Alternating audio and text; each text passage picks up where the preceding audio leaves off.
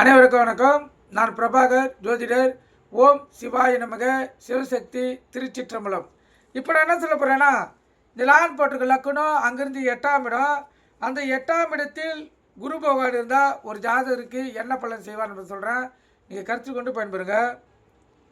8ஆம் இடத்தில் குரு இருந்தால் அந்த ஜாதகருக்கு வாழ்க்கையில் எப்போதும் போராட்டம், வறுமை, வருமானத்துக்கு மீறிய செலவுகள் உண்டாகும்.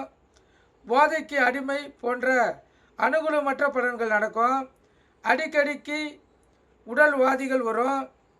அதேபோல் இந்த கேன்சர், வயிற்று வலி, சர்க்கரை நோய், ப்ரெஷர் போன்ற தீராத வியாதிகள் அந்த ஜாதகருக்கு ஏற்பட்டு தவிக்க வேண்டிய சூழ்நிலை அந்த ஜாதகருக்கு ஏற்படும். ஆனால் ஜாதகத்துக்கு துன்பங்கள் வரும்போது கண்டிப்பாக தெய்வ அனுகிரகத்தால் துன்பங்கள் அந்த ஜாதகருக்கு விலகும். 8ஆம் இடத்தில் இருக்கும் குரு பகவான் 5ஆம் பார்வையாக 12ஆம் இடத்தை பார்ப்பதால் விரயம் அதிகம் உண்டாகும். பூர்வ புண்ணிய பலன் குறையும். முன்னோர்கள் சேர்த்து வைத்த சொத்துக்கள் கையை விட்டு போகும்.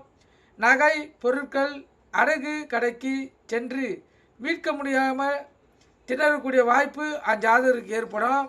ஆனால் பாத யாத்திரையாக புண்ணிய ஆலயங்களுக்கு சென்று கடவுள் அருளால் கெடில் பலன்கள் குறைத்து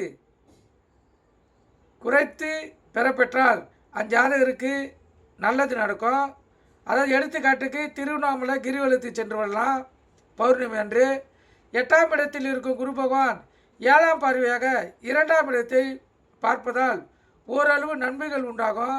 நல்ல கல்வி, நல்ல குடும்பம், தன சேர்க்கையும் உண்டாகும். எவ்வளோ கஷ்டம் வந்தாலும் மனைவி உடன் இருந்து இன்பத்துக்கும் துன்பத்துக்கும் துணையாக அந்த ஜாதகருக்கு இருப்பாங்க. பிள்ளைகளாலும் இவர்களுக்கு முன்னேற்றம் ஏற்படும். அடுத்து 8ஆம் இடத்தில் இருக்கும் குரு பகவான் 9ஆம் பார்வையாக 4ஆம் வீட்டை பார்ப்பதால் வீடு மனைவின் ஆதரவும் கடைசி வரை இருக்கும். கௌரவம் குறையாது. ஆயுள் உண்டு. மதிப்பு மரியாதை இருக்கும்.